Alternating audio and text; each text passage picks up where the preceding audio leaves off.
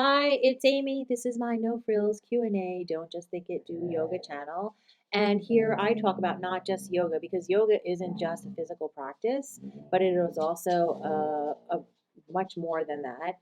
And I also talk about like spiritual awakening.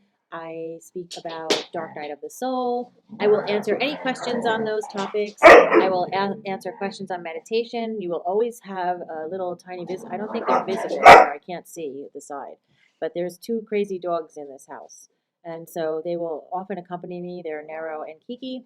But today I'm going to talk about overthinking.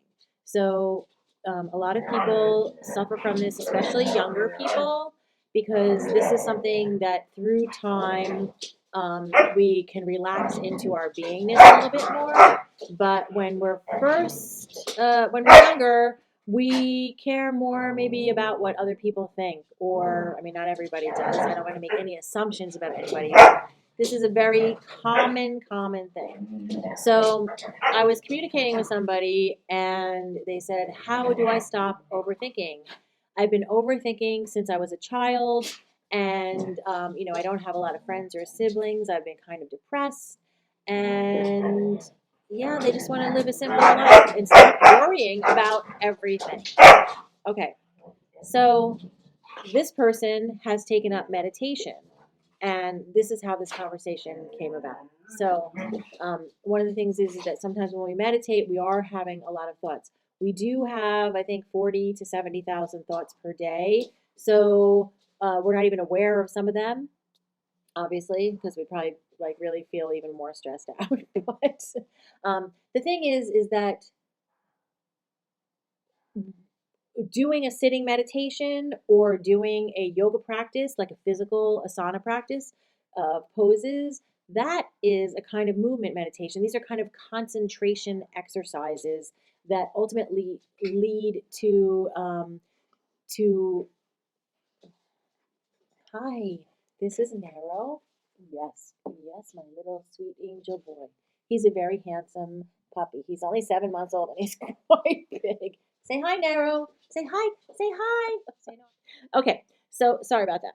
Now, the thing is that sometimes when we meditate, or even when we're doing yoga or doing whatever the practice is that we have decided to do, our mind can still interfere with us. So how do we stop it? So one is that we know that it will get better because first we're aware of the problem, and we know that our mind, it will try to interfere with us. We have an ego, right? So our ego can get to be a pain in the neck. It can be like, hey, what are you doing? Because I'm trying to protect you and you're not doing what I think you should be doing.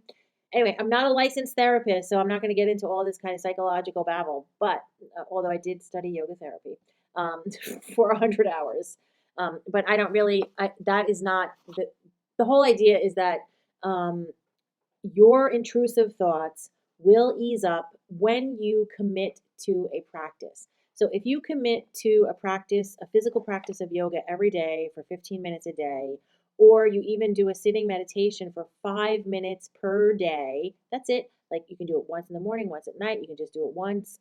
I mean, that is really enough to get you started. And you may want to continue to increase it, but that might even just be what you do for the rest of your life. You might just do 5 minutes a day.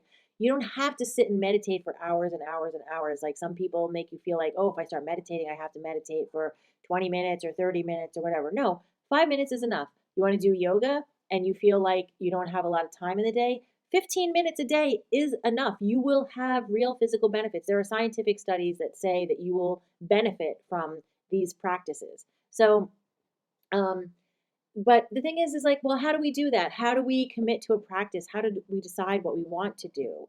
So we can stop that overthinking, but let's not all of a sudden say, okay, well, I'm going to do yoga every single day for 30 minutes a day, and so I can stop overthinking. And let's be realistic.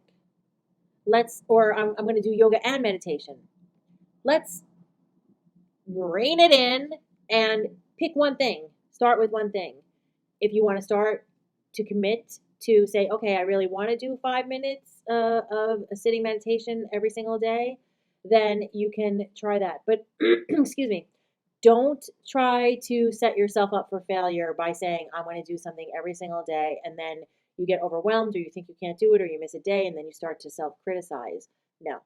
Let's just pick one thing and we can do this by practicing regularly and then we can increase the amount of time that we do. Yeah.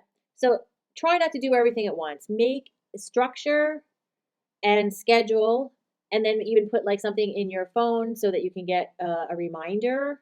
So or your calendar, and like my calendar will put in my phone like a little like silent notification, like it'll give it a little boop, and then or like buzz or whatever, like a vibrate to remind me that in a half an hour I'm supposed to be getting ready to do this. So if I'm out somewhere, I can get home to do it, or I can find a place to do it, etc. So scheduling the time. Try not to do everything at once and practice one or two things regularly. Don't, go overboard and set yourself up for failure. Now, another thing that you can do is what I call the thought dump method for just to help stop overthinking. And this was from, I forget her name, but the person who wrote the book, The Artist's Way. I think she used to be married to James Cameron or some film person. And I think she is a film person and writer or something like that. Anyway, the thing is that she wrote this book. It's amazing. It's really good. It has really cool exercises. Highly recommend it. But essentially, it's called morning pages. And every single morning, you wake up and then you dump your thoughts on paper. You don't even have to be able to read it. You just let it all out. It's like vomiting on a piece of paper, but you do it by hand. I mean, I don't know if she specifically says do it by hand, but I will tell you, your brain acts differently when you are writing with a utensil versus you typing on a device. So get out that pen and paper. Don't worry about even if it's legible or not. Even if it's not legible, even better because no one will ever find it to read it. And just vomit it all out on a piece of paper for 10, 20 minutes a day, and that's it. So there's my video. Okay, I hope that helps you stop overthinking. Try it. If you have any other ideas about how to stop overthinking, leave them in the comments.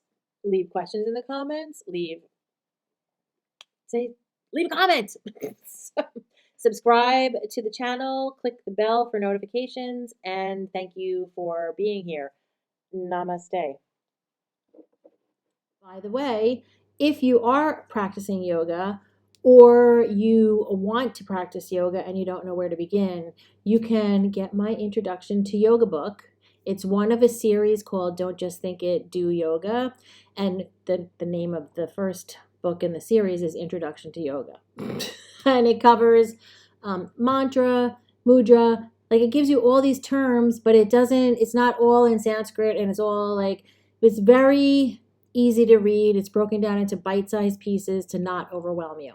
So links below in the description is also it'll really help you. I know it will. And until next time, namaste.